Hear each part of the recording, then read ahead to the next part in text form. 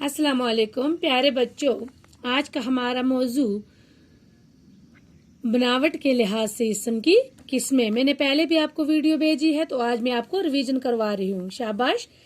इस्म की कितनी किस्में हैं? 3। इसमें जामद, इसमें मस्दर और इसमें मश्तक। ये हमारी 3 इस्म की किस्में हैं।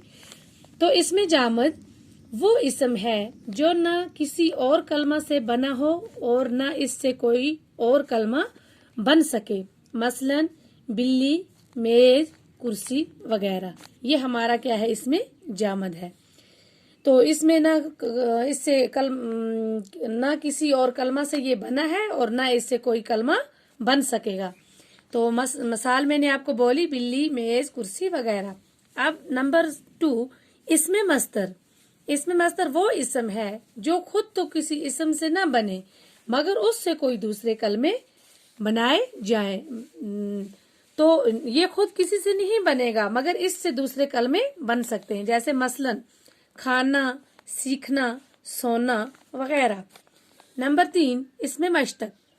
वो इस्म है जो मस्तर से निकले या बने। मसलन लिखने वाला, पढ़ाई, मारा हुआ वगैरह। ये क्या है? इसमें मश्तक है जो मस्तर से क्या है? निकले या बने। तो ये ना समझना चाहिए कि सिर्फ इस्म ही मश्तक होते हैं, अफाल भी मस्तर से मश्तक होते हैं। जैसे लिखना से लिखता है, पढ़ना से पढ़ता है वगैरह।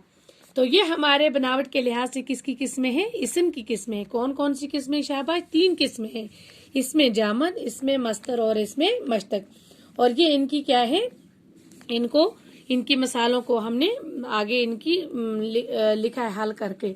जैसे इसमें जामद का लिखा है, इसमें मस्तर, इसमें मश्तक। ये बच्चों अपनी नोटबुक पर ये नोट करेंगे और इनको याद भी करेंगे। एग्जाम में आपको ये आएंगे तो आप आराम से कर सकते हैं। उसके बाद आगे भी हम पढ़ेंगे।